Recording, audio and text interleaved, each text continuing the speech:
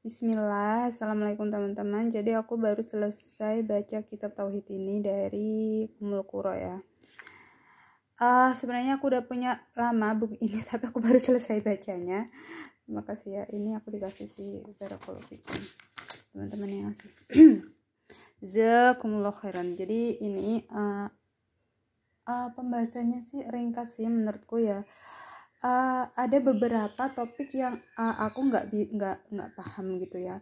Nah itu biasanya aku tandain gitu ya. Jadi nanti insya Allah kalau Allah mengizinkan ya, aku insya Allah tanya ke ustadz atau ustazah yang ketika kita bahas kitab ini. Jadi emang ada kajian yang kayak bahas kitab ini. Nah itu insya Allah aku bakalan ikut untuk ngebahas lagi kitab ini, karena ini kan aku baca sendiri. Nah kita juga perlu ilmu, maksudnya ada gurunya itu lebih afdol gitu ya.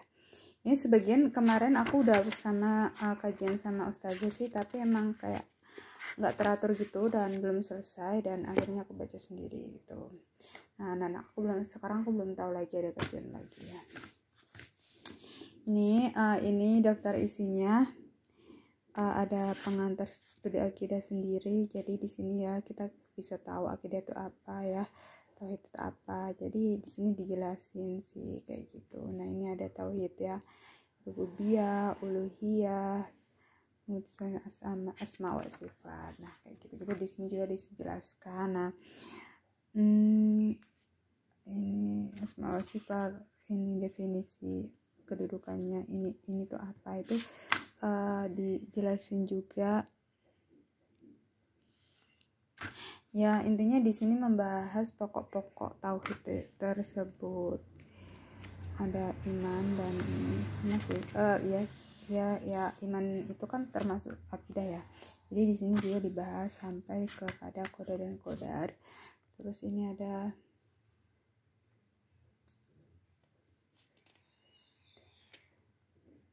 ini hal-hal yang mempengaruhinya. Terus di sini ada kaitan dengan bid'ah. Terus di akhir juga itu ya, di akhir juga ada tentang kayak bid'ah yang bid'ah kontemporer kayak gitu ya, kayak tentang maulid. Di kitab ini memang ya seperti yang saya ikutin juga, saya juga udah nggak melaksanakan kayak maulid nabi kayak gitu hari-hari yang emang nggak dicontohkan sama Rasul dan sahabat ya, kayak gitu ini guys, tentang bid'ah.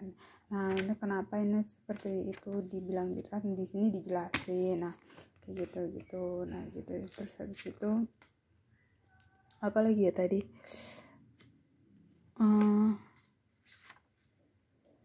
aku lupa sih ya. Oh iya guys, kayak misalnya ini tadi kayaknya sebagian banyak yang marak ya, itu yang kayak kita misalnya ini mencari berkah ini dari rambut ludah.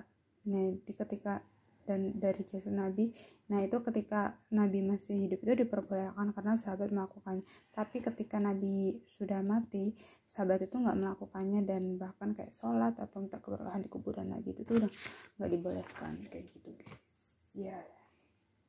Semoga aku dan teman-teman selalu mendapat hidayah dari Allah.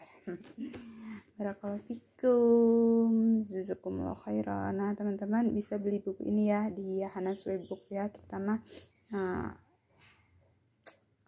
insyaallah ori. Dan untuk pembelian kitab insyaallah akan ada diskon minimal 3 pieces ya, atau bisa beli kolektif juga. Terima kasih.